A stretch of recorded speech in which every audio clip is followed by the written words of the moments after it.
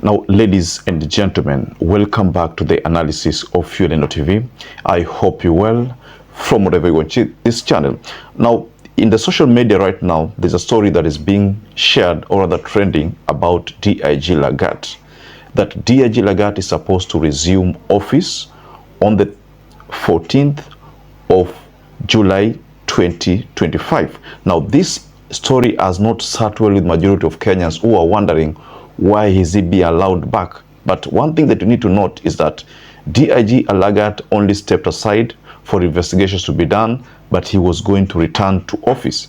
Now, first and foremost, there is also a petition that was launched by Ndegwa Njiru, but that petition, Ndegwa Njiru removed it. So we're also going to talk about that petition. But in this analysis, ladies and gentlemen, allow me to take you through a tweet that was shared from Maverick Aoko regarding this move by DIG Lagat. And she said, Eliud Lagat is reporting back to work at Vigilance House on Monday, 14th July 2025. Siwashazika Ojwang na his dad akasifu RUTO. Ndio some of the painful realities they are trying to water down by calling for dialogue in the name of intergenerational conclave. I reject. And then Maverick Aoko shared a photo of Albert Ojwang and DIG Lagat there. Take note of this. Maverick Aoko is saying that I reject.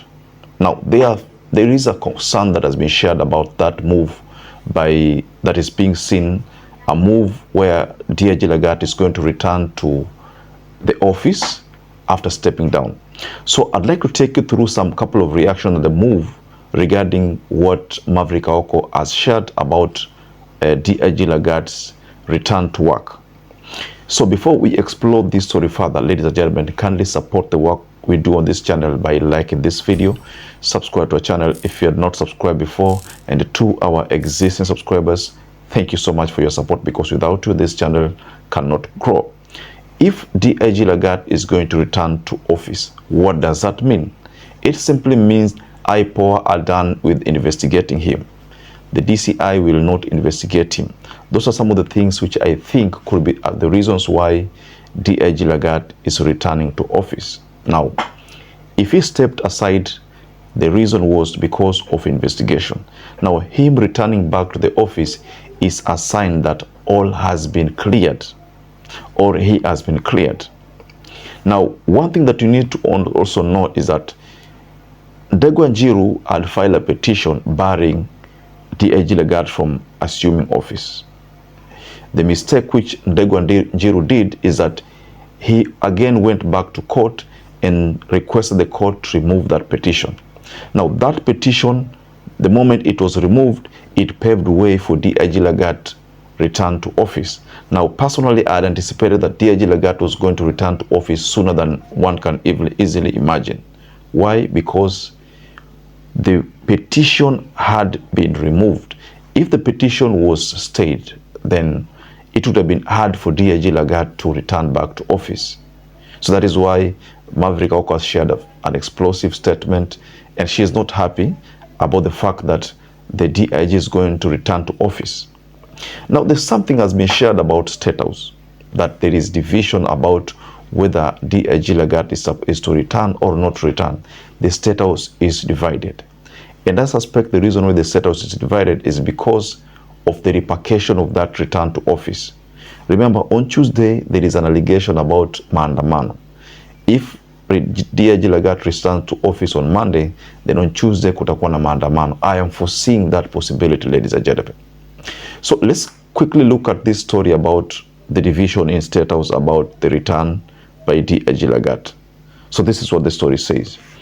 State House rift deepens as push to oust DIG Lagat gains momentum. According to a report from Sunday Standard publication, State House operatives are now divided on whether Deputy Inspector General Eliud Lagat should remain in office. Just a few days ago, some insiders said senior State House officials were pushing for Lagat's return. But things have changed. The same officials are now said to be supporting his removal instead. This sudden shift comes as as more police officers speak out, warning that allowing Lagat back will damage the reputation of the police service. Many believe it would send the wrong message to the public and harm the image of law enforcement. At the same time, there are calls for Lagat to be replaced by another top officer who had also been interviewed for the DIG position and was a strong candidate. Public anger continues to rise over Lagat's case, with many Kenyans demanding action. His presence in office has caused demonstrations as people want him arrested and held accountable. The pressure on government officials to act is growing, and it seems the situation is far from settled. So the Standard publication shared a story on that move. So what does it mean, ladies and gentlemen? It simply means that there's division in State House. If this story is true, there's division in State House on whether he should still stay in office or he should be removed. Some people think that if he's removed, it will save the face. The government will still have some face. But if he's let to remain in office, then Ruto's government is going to suffer again. So the big question to you, ladies and gentlemen, do you think DIG Lagat should return to office after Ndegwa removed that petition that would have barred him from returning to office? And why hasn't Ndegwa filed another petition? Because he said he was removing that petition to modify it, then take it back. Why hasn't he done that? That is why I suspect kuna kitu chini ya maji hapa. Now, perhaps if you're watching this video and you've not subscribed, take 1 second and subscribe, like this video. Until you catch up again, stay safe and stay blessed.